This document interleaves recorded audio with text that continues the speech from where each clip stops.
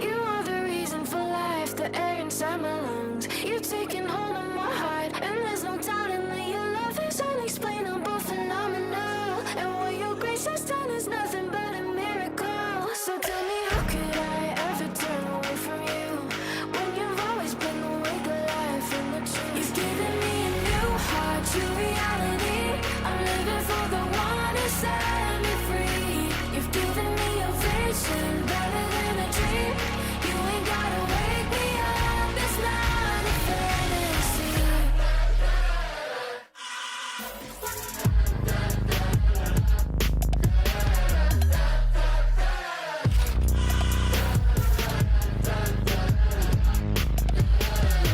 My friends keep saying I've changed, I'm acting different now. They wanna know what I know, they want the truth, and so I told them, if you're free on Friday, come to you with me. Leave your past right at the door, and you'll never be. You've given me a new heart, true reality.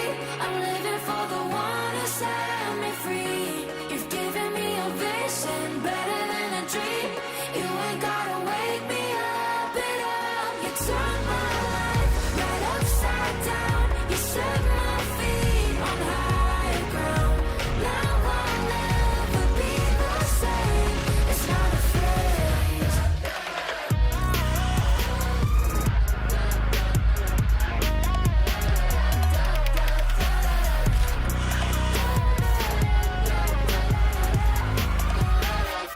I'll never be the same. My heart's forever changed. I know the old me is over and buried in the grave.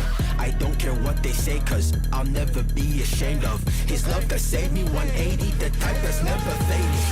Now clap your hands if you know they're going, and call up your friends, cause we out here on the fire where it began. And if you owe it all the chances, go do your dance.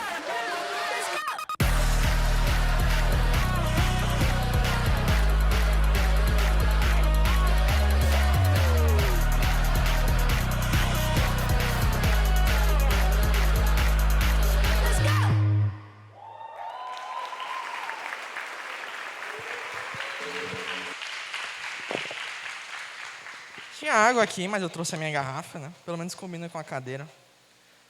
Gente, chegou a hora da verdade. Vamos receber o nosso querido Bibo aqui. Pode vir, Rodrigo Bibo. Aplausos, pessoal.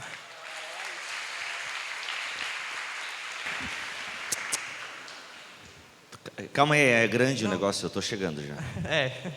O questionador vai sentar à esquerda. Não, essa é a direita, né? Deixa pra lá. Eu ia fazer uma piadinha, mas não deu certo. Oi. Olá. Então é o seguinte, vocês já fizeram as perguntas de vocês? Não? Vocês tiveram tempo, hein? Mas vocês vão ter um pouco mais, porque... Eu abri uma caixinha no Instagram também, qualquer coisa eu vejo aqui. Pronto. Vamos lá. A gente preparou algumas... Primeiro, pronto, Rodrigo. Vamos começar com a pergunta de ontem, porque eu tenho certeza que ela deixou muitas pessoas encucadas com essa bomba que foi jogada de repente nas nossas cabeças e que ainda não conseguimos digerir. Que é aquela questão sobre o amor de Deus ser condicional ou incondicional. Então, assim, a gente aprende nas músicas e enfim, teologia do Instagram e essas coisas, que o amor de Deus é incondicional e que isso é o que significa o amor de Deus ser grande por nós e tal, tá ligado a esse negócio de ser incondicional. Tá. Agora você questionou isso para nós e estamos querendo saber por quê. Depois eu respondo. Brincadeira. Então, gente, vamos lá. Sobre o amor de Deus ser incondicional, tá? Ele é incondicional? Em partes, sim. O amor de Deus, em partes, ele é incondicional. Por quê? Porque Deus morreu por nós. Deus nos amou quando nós ainda éramos seus inimigos. Certo? O amor de Deus, ele nos é ofertado a todos os seres humanos, gratuitamente e de forma incondicional. Então esse é um aspecto válido quando a gente diz que o amor de Deus é incondicional. Ele nos amou mesmo nós sendo seus inimigos, e ele possibilita que pessoas más como eu e você possamos ter uma vida diferente, pautadas no seu amor. Então é um amor incondicional. Entretanto, quando eu fico dizendo que o amor de Deus é incondicional, é só metade da mensagem. É só metade da mensagem. Por quê? Porque se eu for ler a Bíblia, coisa que a maioria das pessoas não fazem, você vai perceber que Deus ama, Deus liberta, mas ao mesmo tempo Ele chama para um relacionamento. Vou dar um exemplo. Todos vocês conhecem a história do Êxodo, porque viram na novela da Record. Vocês conhecem a história do Êxodo. Então nós temos lá Deus libertando um povo que vivia escravo no Egito. Assim que Deus liberta o povo da escravidão, Deus abre o Mar Vermelho e o povo sai em direção à terra prometida. O que nós temos em Êxodo capítulo 19? A gente tem Deus passando para o povo instruções de como viver. Os 10 mandamentos, eles começam de que maneira? Eu sou o teu Deus que te tirou da terra do Egito. Ou seja, ele começa com um amor incondicional. Então os 10 mandamentos, ele começa com um amor incondicional. Eu sou o teu Deus que te tirei da terra da servidão. Eu sou o teu Deus que te libertou. E você não merecia, mas eu te libertei. Agora é o seguinte: não terás outros deuses. Não vai tomar meu nome em vão. Entende? Guarda o sábado, honra o teu pai, não mate, e por aí vai. Então o amor de Deus, ele nos chama para uma relação, e ter uma relação com Deus é obedecer aos seus mandamentos. Isso não é só no Antigo Testamento. Jesus Cristo vai reverberar isso no Novo Testamento, falando a mesma coisa: quem me ama, me obedece. O Evangelho de João está recheado disso. Você vai ver e vai ler as cartas do apóstolo Paulo, passando orientações de como o crente tem que viver. Então quem ama, obedece. Então sim, existe uma condição. Existe uma condição para permanecer. Existe uma condição para continuar queimando. Queimando no altar de Deus, mantendo a vela acesa, mantendo a candeia acesa, mantendo a espiritualidade acesa. Não existe vida espiritual no automático, como eu preguei ontem. Não existe vida espiritual no automático. É necessário ter o quê? Uma intencionalidade. E tudo isso eu faço porque eu amo Deus. Eu amo a Deus, eu amo os meus irmãos. Então sim, para estar em Deus existe uma condição. Essa condição não é a que me leva para o céu. Eu gosto sempre de deixar isso muito claro. Não é o permanecer, o se esforçar, o lutar contra o pecado que me leva para o céu. O que me leva para o céu é o amor de Jesus. Agora, o amor de Jesus me instiga e me constrange a viver de maneira piedosa. Paulo vai falar na sua carta a Tito, no capítulo 2, no versículo 11, que a graça de Deus nos impulsiona a vivermos de maneira piedosa. Então sim, há uma condição. Então não é um amor incondicional. Deus nos ama e nos chama para uma relação. E gente, é um padrão, não existe relação sem compromisso. Não existe relação sem uma condição. Então existe uma condição, não é totalmente incondicional. Deu para entender? Faz sentido? Caso não tenha feito, eu vou continuar a provocação. Ontem tu também falou, por exemplo, que ser cristão não é seguir um padrão de coisas gospel, mas é ser transformado. Como é que isso se relaciona com essa condição que tem no amor de Deus? Boa. Todo sistema que diz o seguinte: faça isso e você será salvo, é uma religião. Por exemplo, no meio pentecostal, não se pode usar bermuda, por exemplo. Em 2022, ainda tem crente que acha que usar bermuda é pecado. Tem um pregador muito famoso chamado Eliseu Rodrigues. Ele é um pregador pentecostal bem famoso. E ele está de férias e ele postou um Reels em que ele está dançando com os filhos e tem uma hora que aparece a bermuda dele. A internet no mundo pentecostal ficou horrorizada. Claro, né? Alguns religiosos, não é todo mundo, mas ainda existem pessoas. Então todo sistema que diz o seguinte: faça isso para ser salvo, isso é religião. Isso não é o Evangelho. Agora, como eu estava dizendo anteriormente, existem condições. E essa condição, o que é? É a luta contra o pecado, daquilo que é claramente pecado nas Escrituras, não costumes inventados pelos seres humanos. Entende? E em última análise também, não é a minha luta contra o pecado, preste atenção nisso daqui, sério, larga tudo agora e presta atenção nisso aqui. Não é a minha luta contra o pecado que vai me levar para o céu.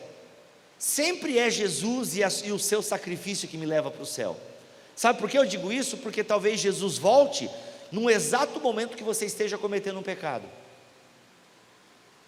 Jesus volte no exato momento que você está tendo uma crise de inveja, no exato momento que você está vendo coisa que não pode, fazendo coisa que não deve, e você acha que vai para o inferno, porque naquele momento de fraqueza, Jesus voltou naquele momento, ou você morreu naquele momento, você acha que vai para o inferno. Não, não é assim que funciona, a salvação não se perde assim.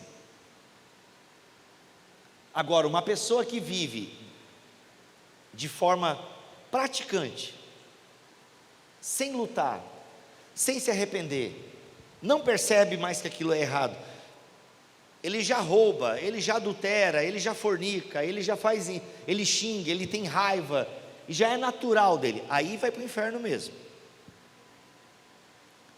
E aí não tem religião que salve o sujeito, porque esse é o problema da religiosidade, ela te dá coisas externas para você ter cara de santo.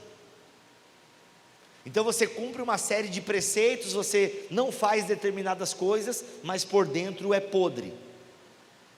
E Jesus não quer isso, Jesus quer nos transformar de dentro para fora. E esse é um processo que vai durar a sua vida inteira. Sabe quando você vai parar de lutar contra o pecado, contra a maldade? No caixão. Mas até lá, continue lutando. Pronto. Tem alguma pergunta aí já? Eu vi alguém passando, não sei se deu para recolher todas. A minha aqui foi muito engraçada, a minha aqui, ó. Qual? Eu e muitos achamos péssimo todas as suas respostas sobre sexo dessa semana. Eu abri uma caixinha sobre sexo e dei as minhas respostas, né? E ainda fiz uma live com uma sexóloga. E aí tu vê, ó, aqui é alguém provavelmente muito religioso, né? Por conta das minhas respostas que estão completamente dentro, né, de uma tradição e da Bíblia. E a pessoa, eu vou responder essa pessoa aqui. Enquanto não vem as perguntas, né? Eu tenho outras aqui. É? Cara, então, o problema é de vocês. Boa, né? Minha resposta. Pronto? Ah, tá aqui. Estão selecionadas ou eu tenho que selecionar? Ok. Entendi. Para quem ficou curioso sobre as minhas respostas sobre sexo, elas estão no meu Instagram lá no destaque, tá bom? Essa é uma boa pergunta. Olha Rapaz, aqui. não existe pergunta ruim. Mentira, tem várias. Tem várias perguntas ruins. Ó, abriram outras aqui, ó. Pronto, olha essa aqui, olha essa aqui. Ah. Como lidar com pessoas que falam que a Bíblia é machista? Tudo bem que assim, como lidar é muito pouco, né? Você pode bloquear, você pode não falar mais com ela, você pode tentar argumentar e não conseguir convencer, Existe essa fala, né, que a Bíblia é machista, que a Bíblia apoia a escravidão. Então, gente, a gente precisa localizar a Bíblia como um escrito do seu tempo. A Bíblia, ela é um livro que é fruto do tempo em que ela foi escrita. Então, para os padrões do tempo da Bíblia, ela não é machista, ela é inclusive vanguardista.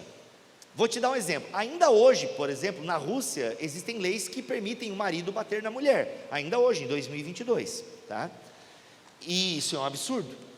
Agora, por mais que, aos olhos do mundo moderno, que evoluiu bastante no cuidado com a mulher, no cuidado com a criança, isso é muito bom. Então, realmente, aos nossos olhos modernos, algumas coisas na Bíblia podem parecer machistas, mas isso é uma besteira. Por quê? Porque não existia conceito de machismo e feminismo na Bíblia. E ainda assim, por mais que aos nossos olhos modernos algumas coisas pareçam machistas, por exemplo, é inegável que no Antigo Testamento a mulher, ela era submissa ao pai e ao marido. A mulher não tinha muita voz. Ela é, inclusive nos 10 mandamentos, ela é elencada como uma propriedade do marido. Então, aos olhos modernos, você falar assim, ó, nossa, mulher, uma propriedade, onde já se viu essa Bíblia machista? Mas, meus amigos, uma mulher sem um homem na antiguidade estava completamente perdida. Aliás, se você tem 2 olhos, um ouvido e uma boca, e lê um pouquinho de coisa para além do TikTok, você sabe que ainda hoje viúvas sofrem demais no nosso país, porque são desamparadas. Por exemplo, mulheres que a vida inteira cuidaram do lar e o marido ou traiu por uma novinha ou morreu, e essa mulher só sabe limpar a casa.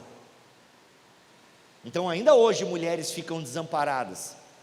E aí a gente pega o Antigo Testamento, que fazia com que a lei obrigava a tribo a cuidar dessa mulher.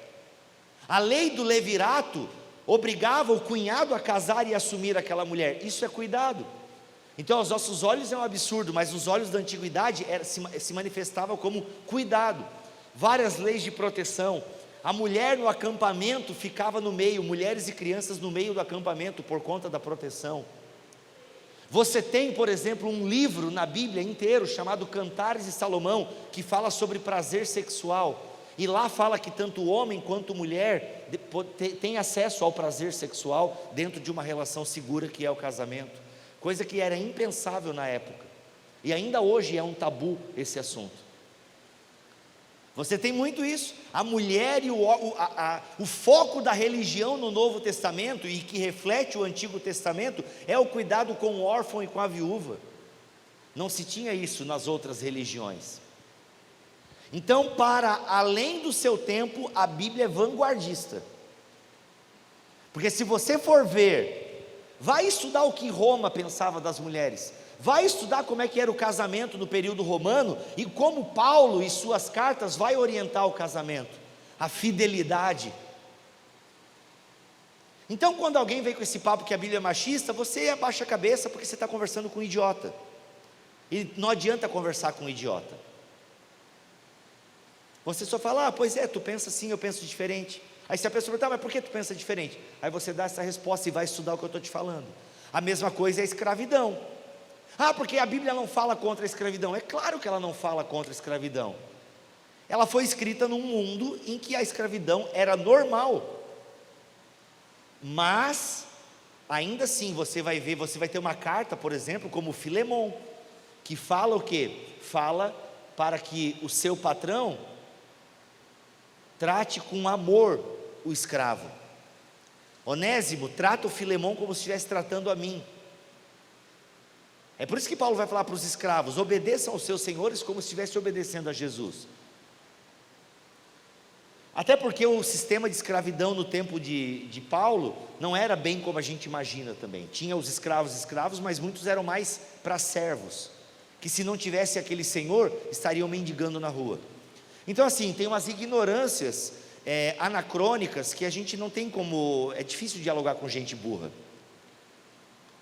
Por quê? Porque a Bíblia, se você para pensar, a mulher, ela é exaltada. Paulo fala para o marido amar a esposa como Cristo ama a igreja, num contexto em que a mulher é um objeto sexual. Então, difícil. É bem difícil. Não, mas é com gente assim, gente, é difícil mesmo, não tem muito o que fazer. Se você estiver num café, tiver tempo para explicar os argumentos, até vale a pena. Agora, em sala de aula, às vezes não vale muito a pena não. Se você estiver bem embasado, aí vai firme, aí vale a pena você ir para o embate. É por isso que cada vez mais nós precisamos estudar. Eu garanto que a maioria de vocês não sabia essa resposta que eu dei. Por isso que precisa estudar, gente. Porque essas questões que eles vão usar nas faculdades, nas universidades, é esse tipo de acusação que vão fazer contra a Bíblia. Então você precisa ter argumentos bons para defender a palavra de Deus. Pelo menos ter bons argumentos. Você não vai conseguir convencer o idiota, mas pelo menos você tem bons argumentos.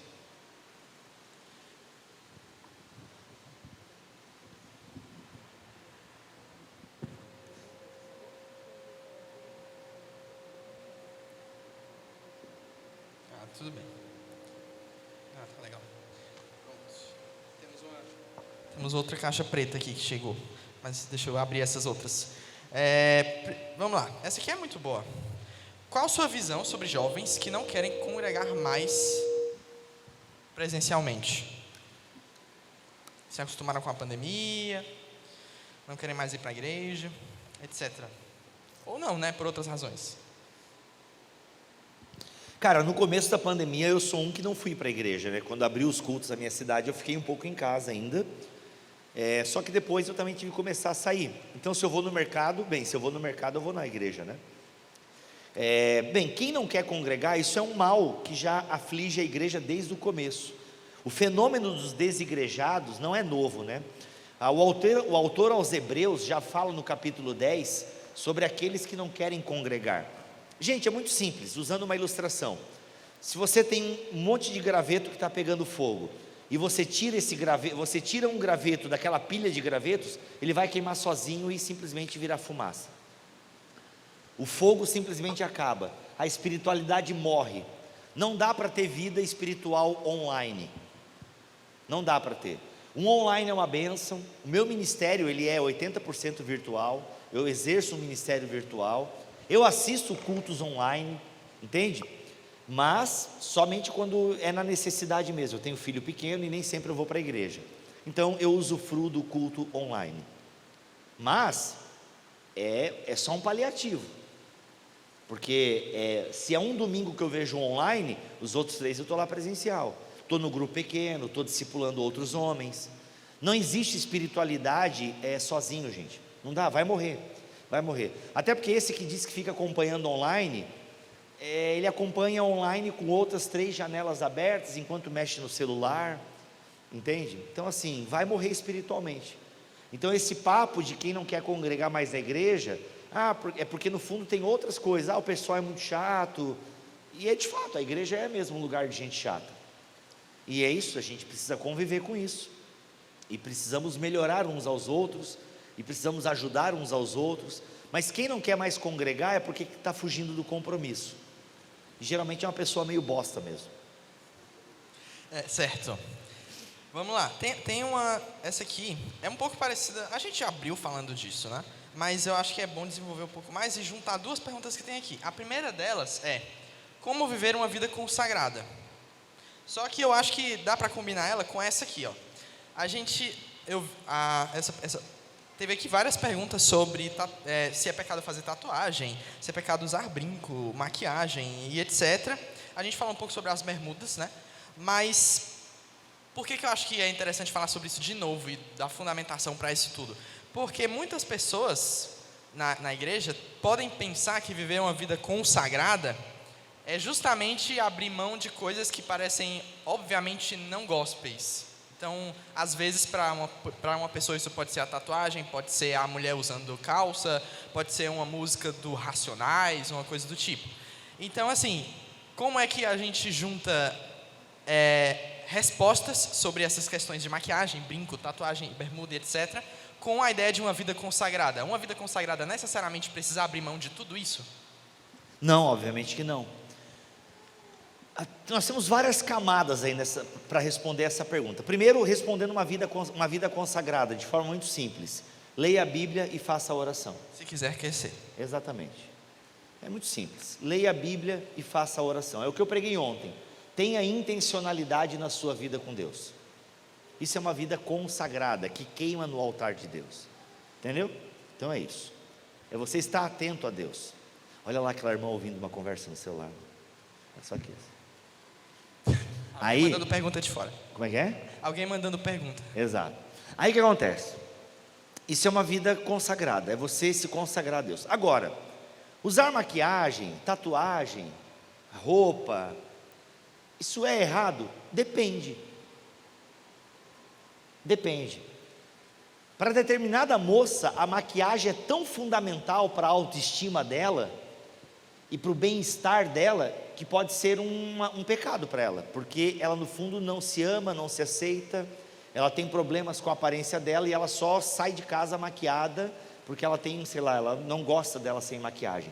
Aí pode ser um pecado, porque ela está apoiando a autoestima dela, ela está se desenvolvendo enquanto ser humano, usando apetrechos. Ela no fundo não se ama. Esse discurso também de se amar é meio complicado, mas enfim, a gente explica isso outra hora. Mas numa linguagem popular, ela está usando uma amuleta, e ela está achando que ela é a maquiagem, quando na verdade ela não é. Então existe uma espécie de uma idolatria em relação àquilo, à autoimagem. Por exemplo, é a vida mediada pelos filtros.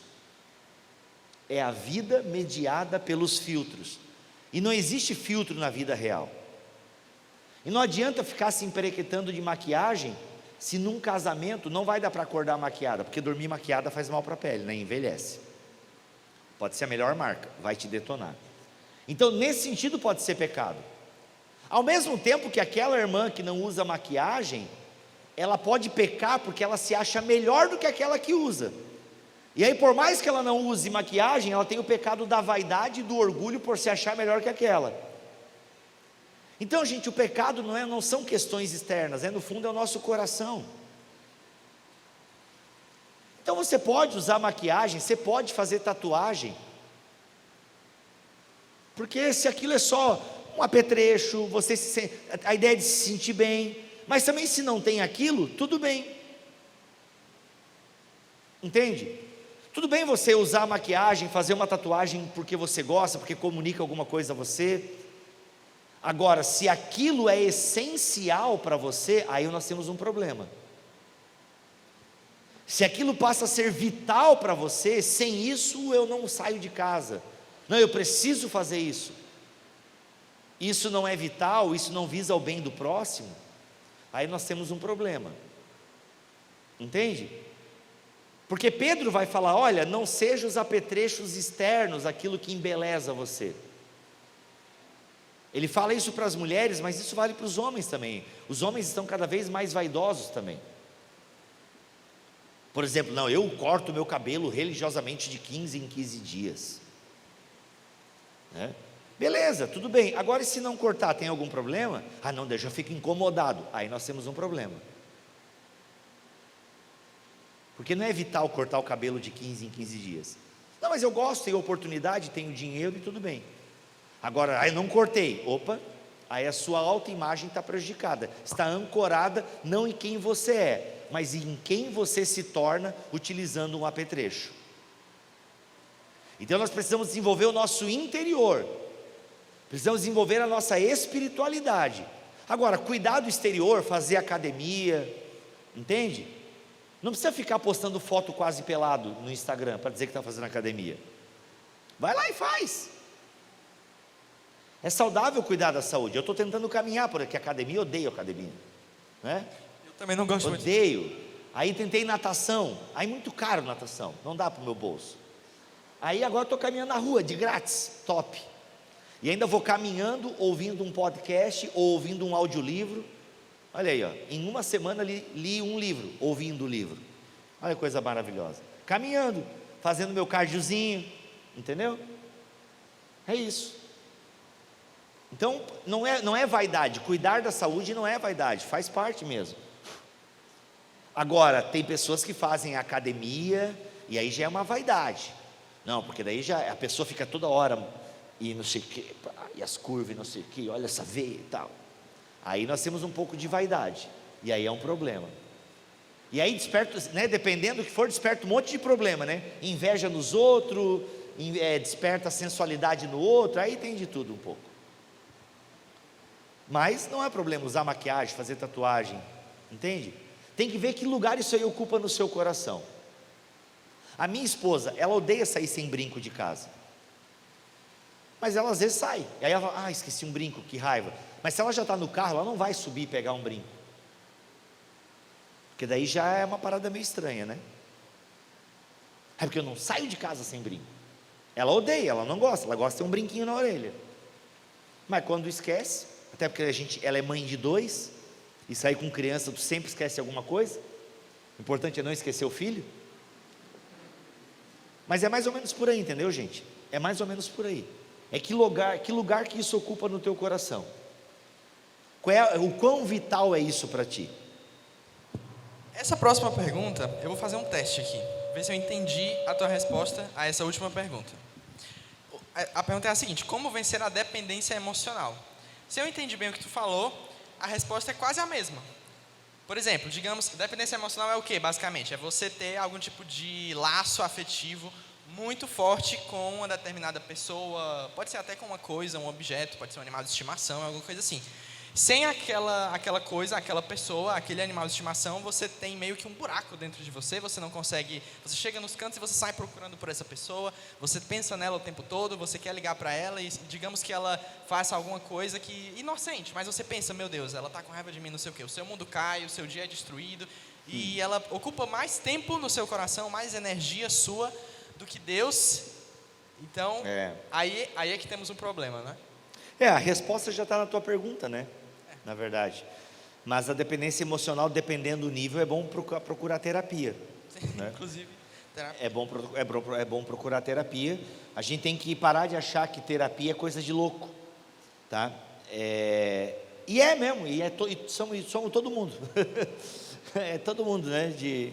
De médico e louco, todo mundo tem um pouco, como diz o ditado. Mas falando sério, dependendo do nível da dependência emocional, isso, gente, é bem triste mesmo, é muito triste. A dependência emocional é muito triste.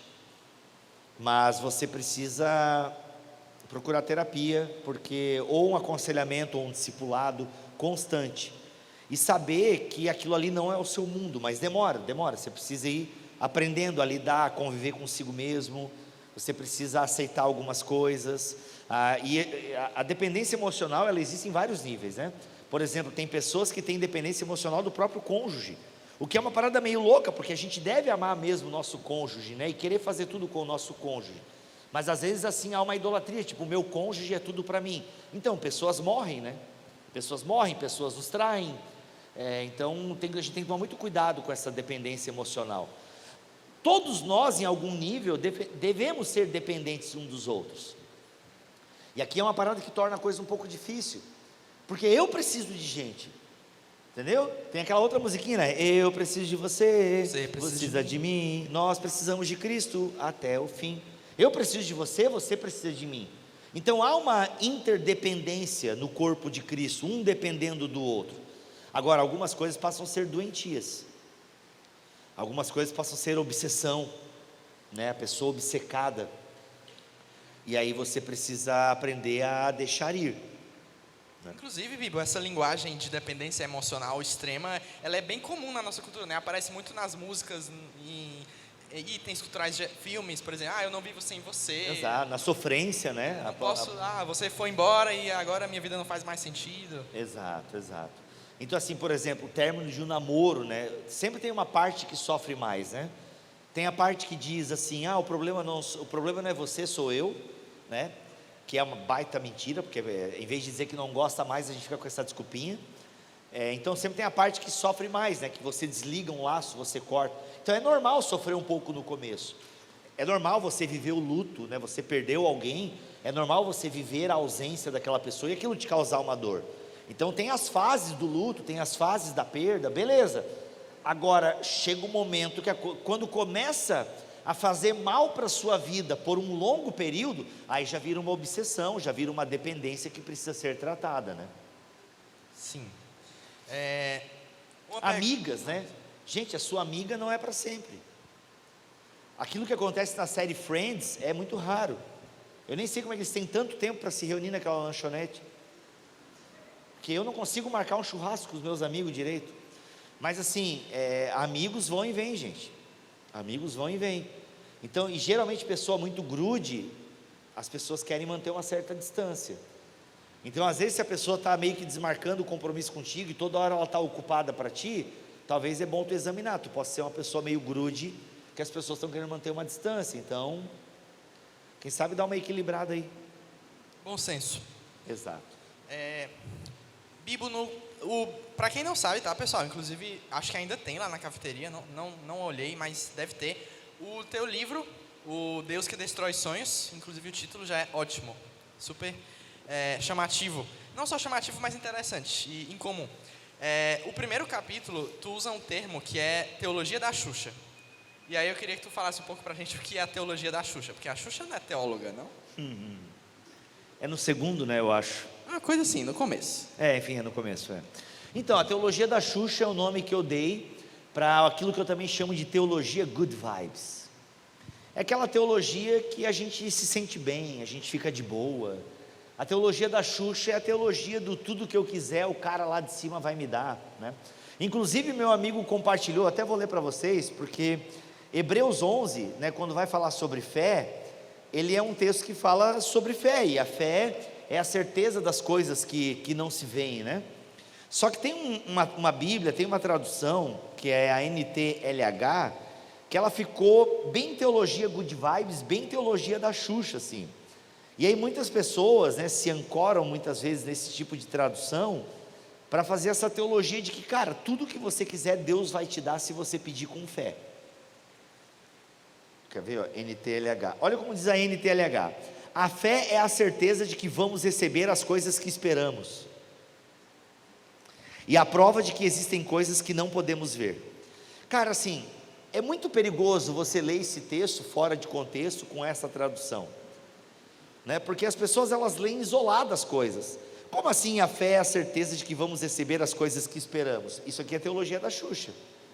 É Hebreus 11, capítulo 11, versículo 1, sendo mal interpretado. Como assim tudo que eu quiser o cara lá de cima vai me dar? Né? Então assim, basta acreditar. Não, não funciona assim. Tem coisas que você não vai receber. Algumas você não vai receber porque Deus simplesmente não quer te dar. Outras você não vai receber porque você pede errado, como o Tiago revela em sua carta. E a maioria das nossas orações e dos nossos pedidos nascem de um coração que não está encharcado da palavra de Deus. E por não estarem cheios da palavra de Deus, são pedidos egoístas. Então a teologia da Xuxa é essa teologia do tudo que eu quiser o cara lá de cima vai me dar. E isso não é verdade. É a teologia da prosperidade. É a teologia que faz com que, se você der dinheiro na igreja, você vai ser abençoado. E não é bem assim. Obviamente que dar dinheiro na igreja é uma bênção. E sim, Deus abençoa as pessoas que são generosas. Mas não quer dizer que coisas ruins não vão acontecer com pessoas generosas. Não. Com certeza a tragédia que afligiu Petrópolis pegou casa de gente crente dizimista. Com certeza irmãos e irmãs morreram soterrados lá em Petrópolis. Pessoas fiéis a Deus, fiéis aos seus irmãos. Então não existe teologia, não existe essa teologia de que tudo que eu quiser, faça as coisas, atraia coisas boas. É a teologia da confissão positiva. Deus criou as coisas pela palavra. Então a palavra é poderosa. Quando você declara,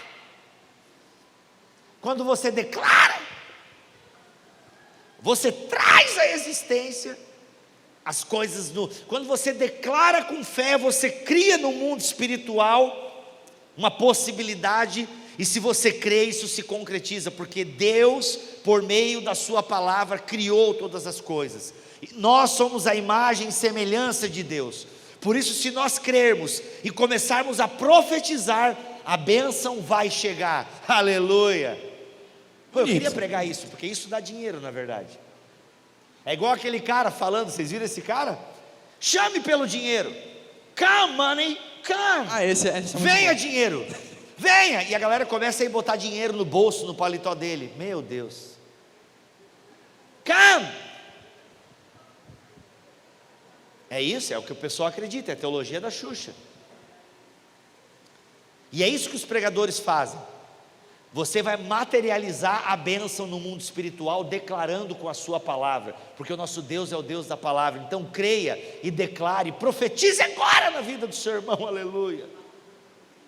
Como assim profetiza agora na vida do seu irmão? Que isso?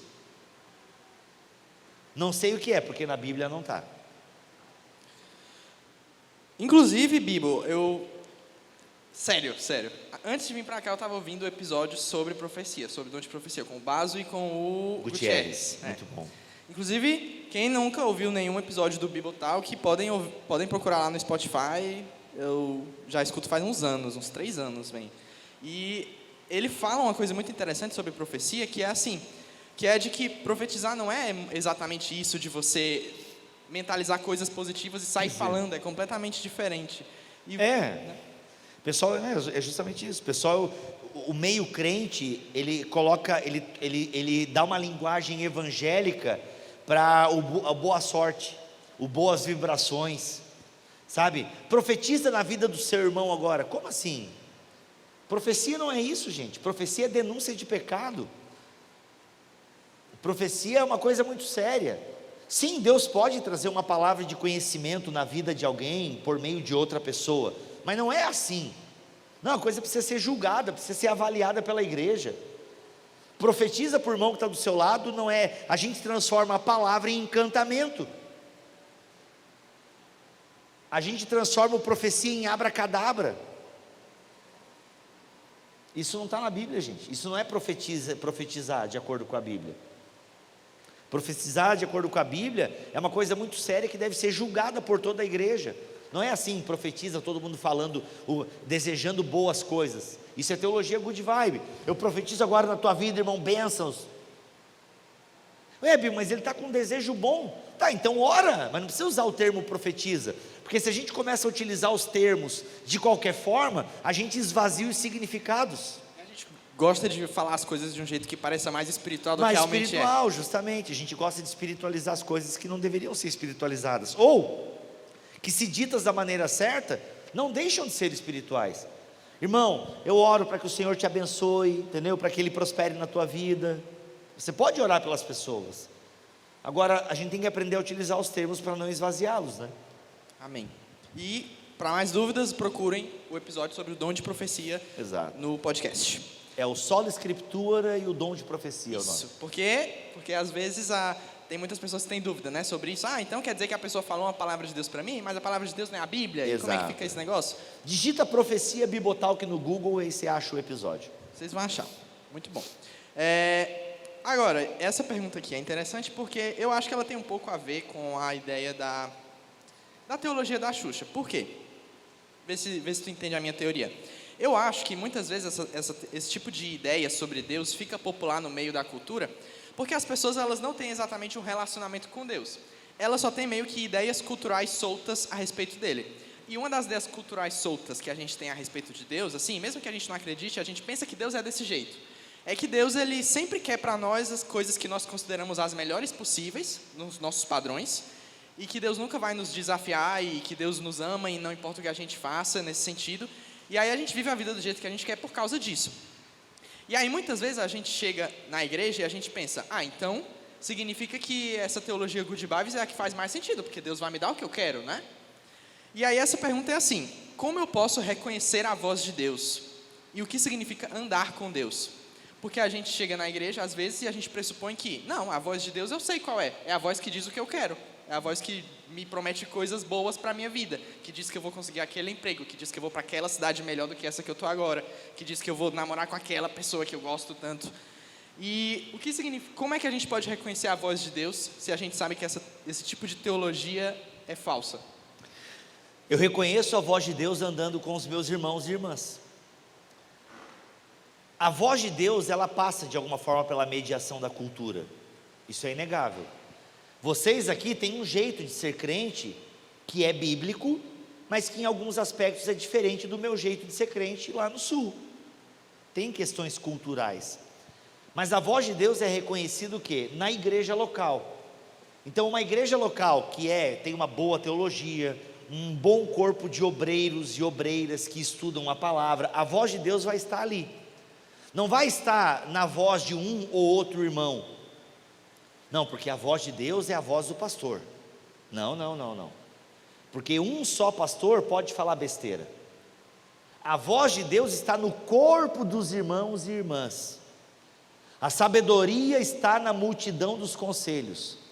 E a sabedoria está em quê? Em cada um ter o temor do Senhor como princípio da sua vida.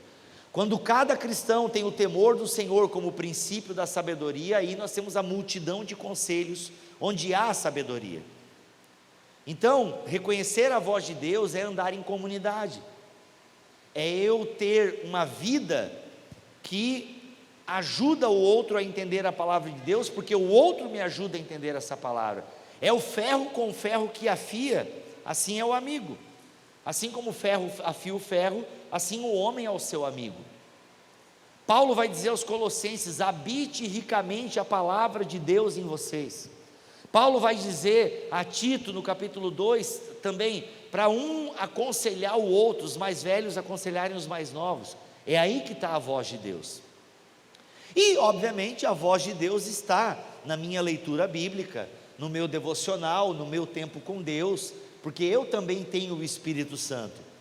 Então sim, eu estou no meu momento de leitura com Deus, lendo a palavra, estudando, procurando entender o texto bíblico, e ali eu entendo uma direção de Deus a partir do texto bíblico, o Espírito Santo ministra no meu coração.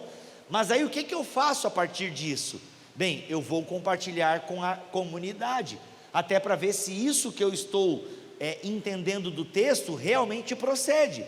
Porque às vezes no momento de emoção eu posso entender alguma coisa que eu acho que é, mas não é. Por isso eu preciso sempre compartilhar com a palavra de Deus. Não dá para eu sair por aí falando qualquer coisa sem ser testado pela comunidade. Entende? Então a voz de Deus está na igreja. E a segunda parte da pergunta era como eu posso andar com Deus? É isso, andar com Deus é isso. Não existe uma espiritualidade privada, gente. Não existe espiritualidade privada. O que eu quero dizer com isso? Você ora, galera meio dormindo aí, vamos lá. Galera, daqui a pouco vem intervalo, hein? E você vai poder tomar um cafezão, tá? Tem gente agora que está quase morrendo. Desculpa aí se você quase morreu, foi mal. Mas você iria ver Deus. Por favor, faça mais vezes. Hã? Por favor, faça mais vezes. Faça mais vezes. Não, é que de tarde, né? Dá aquela lombeira, aquele calor e tal. Vamos fazer uma campanha para arrecadar ar-condicionado para a comunidade. Eu quero ver 3 aqui e 3 aqui ano que vem, amém? Aí, amém, né? Amém. Gente, ar-condicionado é uma bênção. Na minha igreja tem 20 e não dá conta às vezes, que é um galpão 3 vezes. É muito parecido a minha igreja. Ela é um galpãozão assim, e ar-condicionado é uma bênção, gente, tá? Principalmente para a turma do louvor aqui, aquilo. Enfim, tá? Quero 3 aqui e 3 aqui. Eu profetizo. Ai meu Deus, qual é a pergunta? Tá. Não. Não, eu nem fiz ainda não. Não era aquela que eu ia responder. Não existe espiritualidade privada. O que eu quero dizer com isso? Fale. É isso. Até o seu momento de oração sozinho com Deus, que você faz bem de vez em quando e deveria fazer mais, esse momento de oração não é só para você e Deus. Você vai se tornando uma bênção no secreto para ser uma bênção no público. Toda sua busca por Deus não tem como propósito tornar você um obeso espiritual. Você é cheio de Deus. Não, você busca ser cheio de Deus para ser uma bênção para o outro. É tudo coletivo, gente. É tudo coletivo. Hoje à noite eu vou falar um pouco mais sobre isso. É tudo coletivo. Não existe espiritualidade privada. Tudo é público na igreja. Nada é particular. Até o seu pecado privado pode causar problemas públicos. Então a nossa vida, ela não é só uma responsabilidade nossa. Obviamente que eu não posso buscar a Deus por você. Eu realmente não posso orar no seu lugar. Isso você tem que fazer. Mas eu oro e busco a Deus para ser uma bênção para você. Eu não posso buscar a Deus por você, mas eu busco a Deus para você. Tem uma diferença, vocês conseguem perceber? Eu não posso buscar a Deus por você. Eu não posso pegar um pouquinho da minha vida de oração e compartilhar com vocês. Pega aí, tá meio ruim de oração, pega aqui agora. Como tem esses doidos, né, que fica soprando o Espírito Santo nos outros e tal. Paletó também. Joga paletó. Pastores mais velhos soprando sobre pastores mais novos. Isso aí não tem na Bíblia, gente. Isso aí é esquisitice litúrgica, tá? Isso não existe na Bíblia. Mas tem lá o espírito de Elias que desceu sobre Eliseu. Tá, gente, é Antigo Testamento. O Espírito Santo era conta-gotas. Agora, na Bíblia Sagrada, no Novo Testamento, o Espírito Santo desce sobre todo aquele que crê. Joia? Então, eu não posso compartilhar o Espírito Santo. Pega aí um pouco da minha espiritualidade. Pega aí um pouco da minha espiritualidade. Não posso.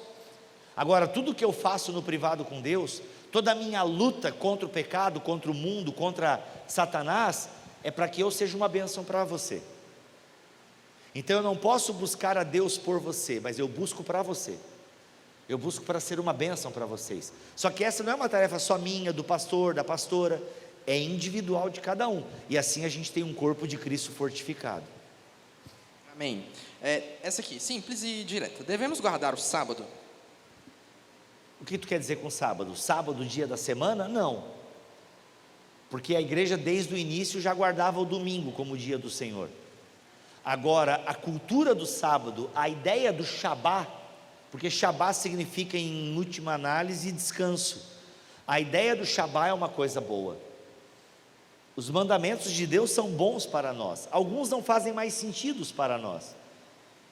mas outros fazem muito sentido. E quando a Bíblia manda nós guardarmos o sábado, e que já no Novo Testamento eles começam a guardar o domingo e tornar o domingo o dia do Senhor, o princípio é muito bom.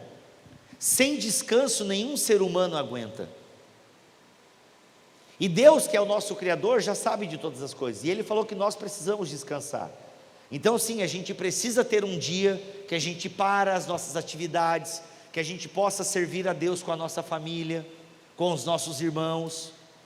O domingo também não é para ficar em casa, da frente da televisão, vendo Netflix. Isso aí pode ser uma parte do seu domingo. Lá em casa rola muito Disney Plus no domingo, mas é a família também adorando ao Senhor, entende? Guardar o sábado, ou guardar um dia de descanso, não é ser um vagabundo, não é ficar de perna para o ar, e não. É ter um descanso também das suas atividades, que muitas vezes impede você de buscar com mais frequência ao Senhor. E eu lamento muito, irmãos e irmãs, que às vezes trabalham num ritmo de trabalho, quase que não tem descanso, e isso é muito ruim. Nenhum ser humano aguenta. Não à toa o burnout está aí, né? O estresse está aí. Isso é fruto de um mundo capitalista que transforma cada um de nós em baterias do sistema. E a Bíblia vem justamente para a gente quebrar isso. Não, você tem que descansar. Você tem que ter um dia para buscar o Senhor. Porque se o teu trabalho está começando a te afastar de Deus, às vezes compensa ganhar menos e ter uma espiritualidade saudável junto com os irmãos, do que ter o bolso cheio e a alma vazia. Boa.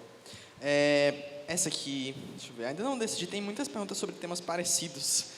Por exemplo, tem uma aqui, o que você acha de uma pessoa cristã namorar uma pessoa que não é? Então, como é que é? O que você acha de uma pessoa cristã namorar uma pessoa que não é cristã? Burrice. Vai se desviar provavelmente. A chance dessa pessoa se tornar cristã é mínima, comparada às máximas chances dessa pessoa se desviar. Inclusive eu digo nessa questão de namoro, que até entre os cristãos a gente precisa ver com quem a gente vai namorar, porque dependendo da confissão de fé, dá problema. Você congrega numa igreja que você ama aquela igreja, e a sua igreja não batiza criança, aí você se apaixona por alguém que congrega numa igreja que batiza criança, tá, aí quando vier o filho vocês vão fazer o quê? Vai batizar a criança também quando for adulto? Isso é esquisito. Ou vocês viram anglicano, os anglicanos conseguem abarcar os dois, porque o anglicano é uma mistura de luterano, calvinista com católico, né? Aí você consegue. Mas brincadeiras à parte, até entre os cristãos a gente precisa analisar isso, porque quando uma pessoa casa com alguém de uma confissão muito diferente dela, é porque um dos dois não está levando a sério a confissão de fé da sua igreja. Só que chega um momento que isso pode dar problema. Por exemplo, eu já toquei nesse assunto no meu Instagram, e o que eu recebi no direct de pessoas que agora estão passando por esse problema com os filhos: Bibo, meu marido quer batizar os nossos filhos, e eu não acredito no batismo, mas quando eu casei com ele eu não ligava para essas coisas. Então doutrina, gente, é uma coisa importante. Então se é uma coisa importante entre os cristãos, tu imagina casar com um não crente, ou namorar um não crente. Você está pedindo para se desviar. Ai, mas ele é um doce, ela é a mulher da minha vida.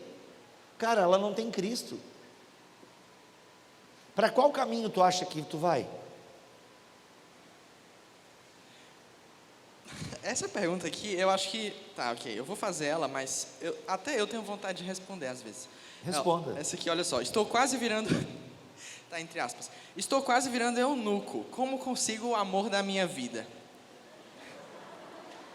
E assim, eu acho que supondo que a pessoa que escreveu isso aqui é cristã, ela já deve saber qual é o amor da vida dela, né? Cara, então, eu não sei se é uma moça, um homem, né? Mas É um eunuco. é um eunuco. Ah, se é eunuco é homem, né? Claro, tá certo. Rapaz, que sério isso, né? Olha, se torna um eunuco, né? Então, É gente, legítimo, né? é legítimo. E assim, tem aqueles que se fazem eunucos pelo reino de Deus, né? Vamos a alguns fatos, galera. Nem todo mundo aqui dentro vai casar. Existem mais mulheres cristãs do que homens cristãos.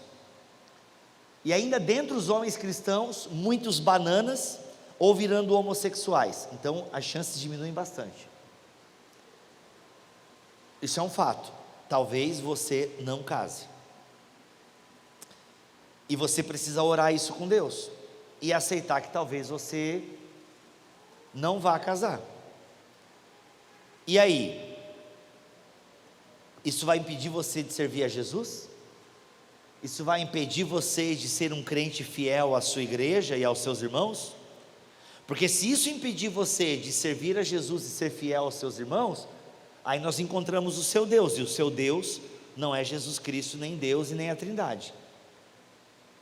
Agora, isso pode te deixar triste, e beleza, e eu lamento isso, mas a tristeza faz parte da vida cristã. Eu sou casado, beleza, sou bem resolvido na minha parte sexual, mas eu tenho outras tristezas, que eu preciso resolvê-las em oração. Eu tenho as minhas angústias e tristezas fazem parte. Vão ter momentos da vida mais fáceis, outros mais difíceis. A pergunta não é se eu vou passar por provação, ou por tristeza, ou por angústia, é quando. Quando passardes por provações. Então não é se, é quando. Então é aprender a lidar com isso. Esteja sempre aberto, vigilante, procure ser uma boa pessoa, entendeu? Mantenha um bom hálito, cheirosinho, né? Fica legal. Seja uma pessoa mais ocupada com o reino de Deus do que às vezes em querer namorar, que às vezes a coisa acontece. Olha, gente, a minha cunhada, isso está sendo filmado? Mas não está sendo online, né? Tá.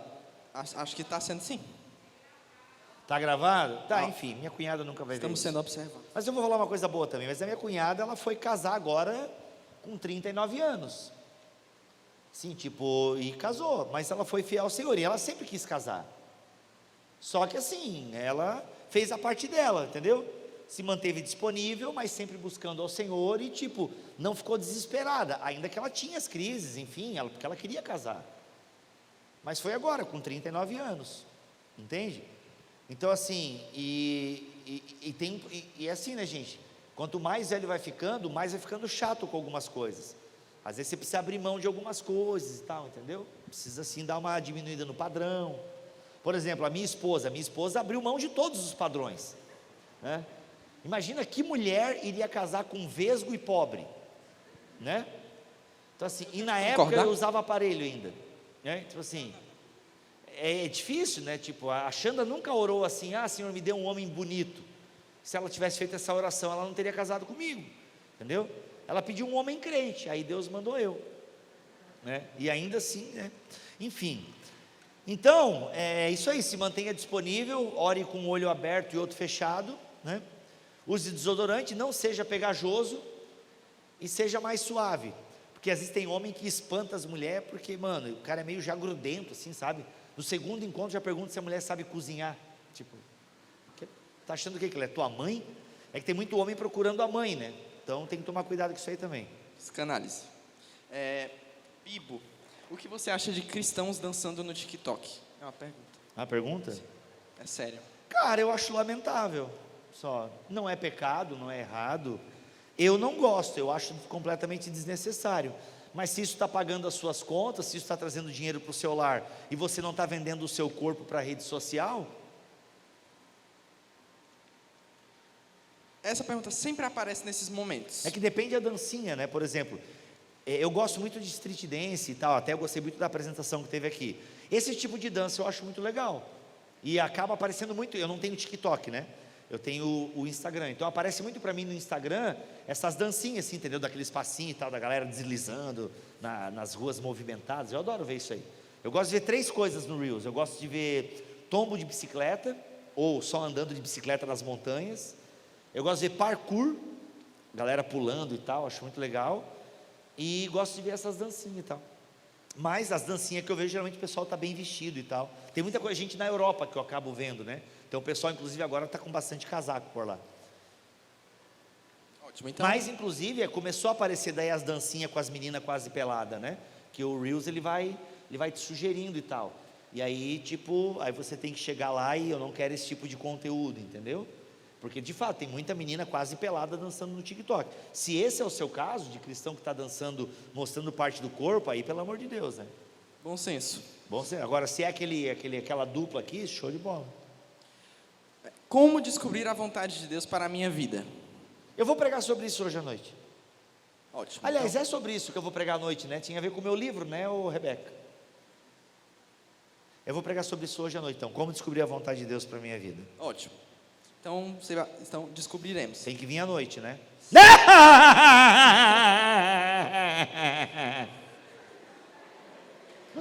Desculpa, tem uma criança aqui. Foi mal. Não vou fazer mais. Agora que eu me dei conta. Nana, neném, que a cuca vem pegar. Papai Tão foi pra imperturbáveis. roça, mamãe foi. Deixa eu ver aqui. Tem essa, ó. Como utilizar as redes sociais de maneira saudável? Pode ser um desenvolvimento da resposta sobre o TikTok. Legal. talvez. Agora deu, vamos lá. Como utilizar as redes sociais para a glória de Deus? Dorme, neném, dorme com a voz suave do papai. Eu não sou o pai dele, tá? Só para deixar claro. Então, gente, como usar as redes sociais? É uma boa pergunta. Eu queria que vocês assistissem um vídeo meu no canal. No YouTube também, eu vou botar aqui. É no YouTube, no meu canal no YouTube eu tenho um vídeo que eu respondo bem essa pergunta, tá? Eu queria achar agora esse meu vídeo. Eu queria que vocês... Tem algum grupo no WhatsApp dessa turma toda aqui? Não, né? Não. Dos inscritos, alguma coisa assim. Mas enfim, eu tenho pelo menos 2 vídeos meu no canal que eu queria que vocês assistissem, que eles ajudam a responder essa pergunta, tá? Que o primeiro se chama Dicas para a produção de conteúdo na internet. Dicas, tá? Dicas, anota aí. Me perdi. Dicas para a produção de conteúdo na internet. Bibotalk. Assiste esse meu vídeo. E o outro vídeo é Até os Confins da Web. Tá? Até os Confins da Web. São 2 vídeos que eu quero que você assistam. Vai dar em torno aí de 1 hora. Tem cada vídeo tem uma média aí de 40 minutos. Tá bom? Então eu queria que vocês assistissem, porque lá eu dou várias dicas. Gente, é o seguinte: se você está numa rede social, vamos ter intencionalidade ali. Então que a sua rede social seja mais do que mostrar o que você está fazendo, que seja também um momento para você compartilhar aquilo que você tem de Deus. O que você tem de Deus para compartilhar com os seus seguidores? A resposta a essa pergunta denuncia a qualidade do seu cristianismo.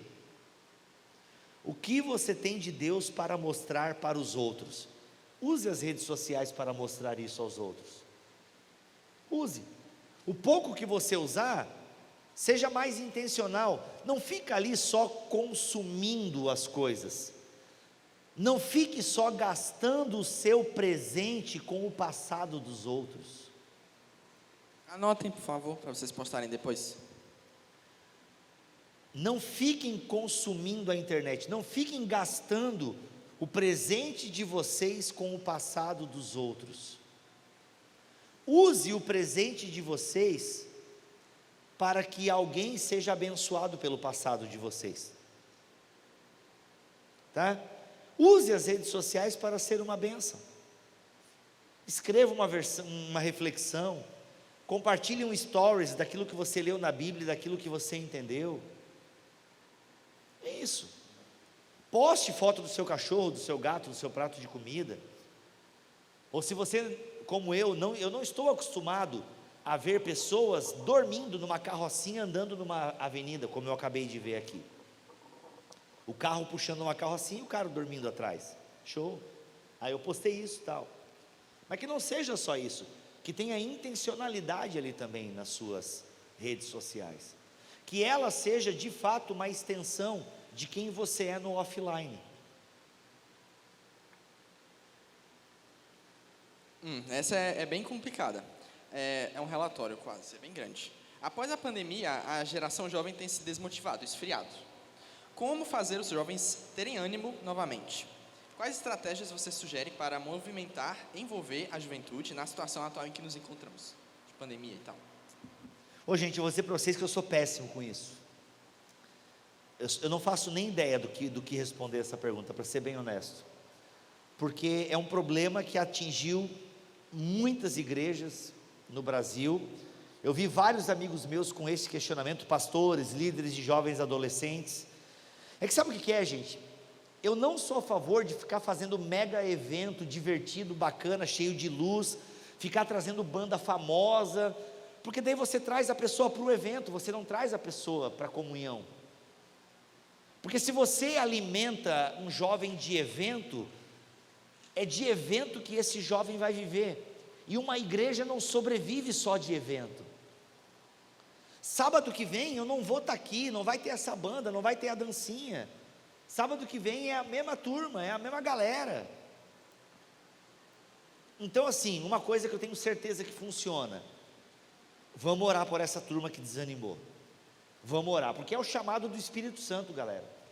E outra, vamos tornar o nosso ambiente um ambiente saudável. Um ambiente que não fica julgando a pessoa. Que a pessoa entra na igreja e a gente faz aquela cara, estava sumido, olha quem apareceu. Pô, a pessoa já sente já que ela está chegando, ela já vê a patotinha olhando aí, isso aí não dá mesmo, né?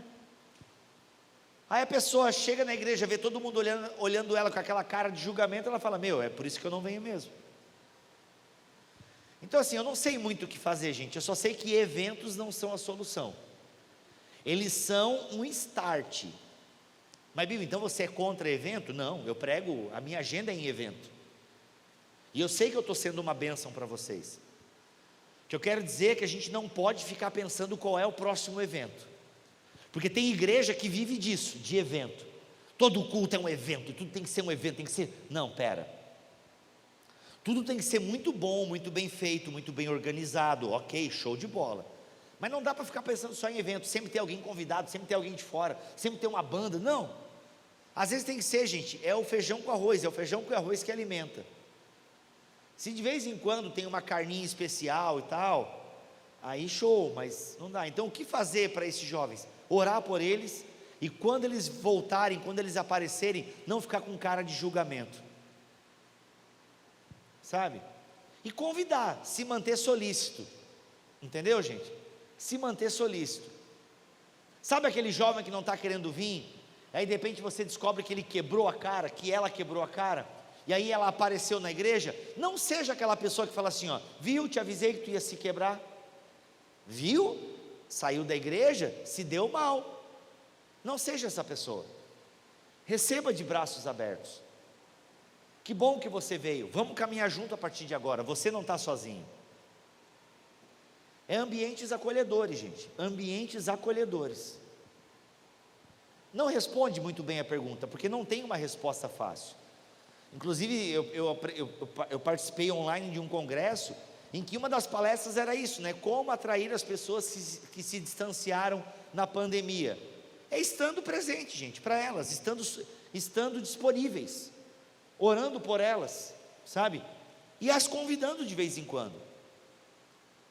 E respeitando a decisão delas, mas se mostrar solícito, se mostrar disponível. Respondi? Não, mas não existe uma resposta para isso. Casos complicados de vida aqui. Eita. As pessoas Já mais vou dizer, velhas... procure seu pastor local. Essa é uma ótima resposta para essa pergunta aqui, que você sabe quem fez, tá? Você está aí com o seu namorado ou sua namorada. As pessoas mais velhas da igreja têm um certo pensamento sobre casais que já namoram há 2 anos ou mais, para casarem logo. Começam a falar sobre casamento em todos os momentos, e eu creio que não tem uma quantidade certa de anos para um namoro, certo? E aí a observação... Passou de 2 anos, a chance de transar sobe para 86%. A nossa equipe de triagem fez um comentário sobre essa resposta, sobre essa pergunta, né? Que é basicamente assim, não é exatamente sobre o tempo do namoro, mas é mais sobre o propósito dele. Às vezes as pessoas namoram por muito tempo justamente porque elas não têm a intenção de casar. E aí quando você está dentro de uma igreja, você sabe qual é o propósito de Deus para a vida amorosa das pessoas, isso é estranho. Então, a Bíblia não dá uma quantidade certa de anos para namoro. A Bíblia não tem nem namoro direito na Bíblia, né? Na Bíblia é o seguinte, os teus pais fazem um acordo, vocês se veem e já transam. Entende? Na Bíblia era assim, era o acordo entre a família, se via, já consumava o casamento. Entendeu? Isso era, né? Principalmente no Antigo Testamento. Depois vai tendo, né? Vai surgindo a questão de cerimônia e tal. Mas é isso, era um acordo entre família, e é isso aí. O amor vinha depois. Não tinha essa de olhar, se apaixonar e tal. Podia acontecer num primeiro momento, né? Mas grosso modo o amor vinha depois. Não existe um tempo certo para o namoro, gente. O fato é que cada igreja local, aí você tem que ver como é que a sua igreja local lida com isso. Agora, grosso modo, é muito difícil duas pessoas que se gostam de sexos opostos aguentarem muito tempo. Se são pessoas saudáveis, é muito difícil segurar as coisas dentro das calças. E é por isso que o pessoal fala: e aí, não vão casar? Não vão casar? Porque sabe que a chance de transar é muito alta. Como eu disse, passou de 2 anos de namoro, sobe para 85%, segundo as vozes da minha cabeça, né? Segundo o Instituto de Pesquisa Vozes da Minha Cabeça, sobe para 85% a chance de transar. É porque assim, gente, não existe uma fórmula. Eu conheço gente que namorou 5 anos e não passaram nem a mão na bunda. Eu conheço gente que namorou 3 meses e engravidou. Então assim, não existe fórmula. Entendeu? Não existe fórmula. O fato é que o namoro é uma coisa séria. E o namoro, ele é sim um preparativo para o casamento. Ele é. Então é normal que as pessoas da sua igreja, depois de determinado período, perguntem se vocês vão casar, porque dentro do cristianismo se tem uma moralidade de que o sexo é para o ambiente do casamento, e eles querem preservar você disso, entende? Então o mais saudável para responder essa pergunta é você conversar com o seu líder de jovens mesmo, com o seu pastor local, para ver o que eles pensam sobre namoro, né? Eu conheço pessoas, por exemplo, que são contrárias ao namoro, né? Que o namoro, na verdade, já começa a namorar com data de casamento programada e tal, eu não sou tão radical assim, eu acho que pode namorar, e acho que namoros inclusive podem acabar, só que é o seguinte, é um risco. O namoro, lembra que eu falei ontem sobre lutar contra a carne, o diabo e o mundo? O namoro, você está cada vez mais vulnerável. Então é bom namorar, mas você tem que dobrar a vigilância, porque isso não tem nada a ver com o diabo, gente. O máximo que o diabo faz ali é colocar uma meia luz, uma musiquinha, o resto é tudo com vocês. Então vigia, né? Essa aqui é inusitada para mim. Qual a diferença de um crente para um cristão? Deveria ter uma diferença? Bem, tecnicamente não tem diferença, mas um crente, eu posso talvez problematizar essa pergunta. Por favor. O crente é aquele que tem uma crença, e crença é diferente de fé. O crente tem uma crença, ele acredita num conjunto de crenças. O cristão, ele tem uma fé, ou seja, e a fé é uma pessoa. O cristão acredita numa pessoa, que é Jesus. O crente acredita num monte de doutrina. Ele tem uma crença, e crenças são humanas, são coisas do nosso tempo. Um cristão, ele tem fé numa pessoa, que é Jesus Cristo, que é eterno. Agora, um cristão também vai ter um conjunto de crenças. Agora, quando é só crente, aí ele vai ter só as crendices. Faz sentido? Tá respondido, tá respondido. Uma coisa interessante é que essa pergunta aqui, pronto. Numa sociedade numa sociedade como a nossa, oi? Café.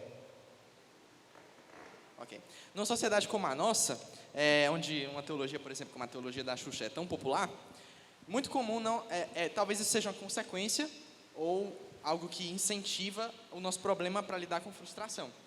Então, nós, jovens, assim, principalmente, para a gente é muito difícil receber um não dos outros, um não da vida, talvez, e de Deus também. E aí, isso gera consequências muito sérias, a ponto de, por exemplo, você tem as suas expectativas dentro da igreja, por exemplo, frustradas. Isso é tipo um não para você, e aí você lida com isso muito mal, e você renuncia a sua vida com Deus, e você vai procurar outra coisa para fazer. Enfim, como é que a gente pode lidar melhor com frustração? Isso aí não tem muito o que fazer, porque provavelmente já foi mal educado na infância, né? Aí quem estuda psicologia pode responder melhor do que eu, né? Tu estuda, né? Sim. Então, o problema que já tem, quem lida mal com o não é porque foi mal criado, né? Teve uma educação muito mimada, e a gente vive uma geração muito mimada, né? A gente vive uma geração muito do mimimi, muito fresca, muito complicada. Cara, isso aí não tem muito o que dizer, a vida vai dizer para essa pessoa, né? A vida vai dar-lhe umas porradas nessa pessoa, a vida vai dizer não para essa pessoa. E ou ela aprende, ou ela amadurece, ou ela vai viver com antidepressivo, né? Ela vai viver bem mal, porque ela não vai entender a realidade da vida. E a vida, gente, bate sem dó, né? A vida bate sem dó, como já dizia Rocky Balboa, né? No célebre discurso de Rocky 6, né? Nem eu, nem você, nem ninguém vai bater mais forte do que a vida.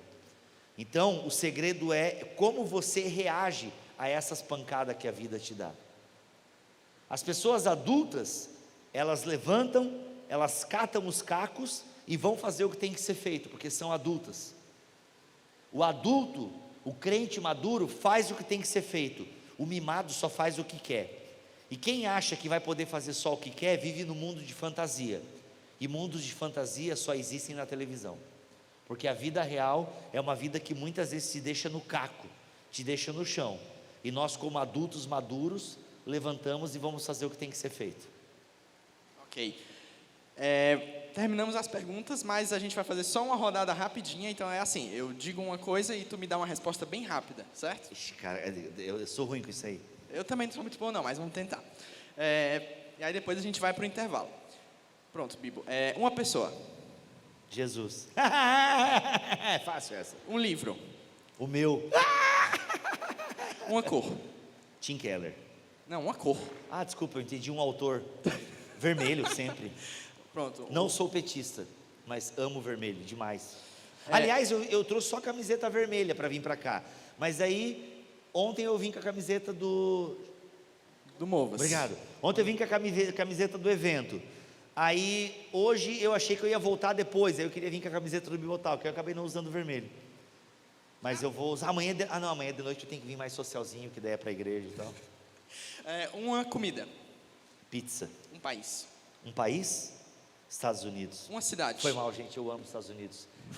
Só fiquei 20 dias lá. E não moraria lá, mas pô, Nova York é top. Uma cidade. Uma cidade? Uma cidade? Cara, uma cidade, Indaiatuba, em São Paulo. Ok. Cara, se eu fosse poder, eu não tenho dinheiro para morar lá, né? Mas que cidade boa.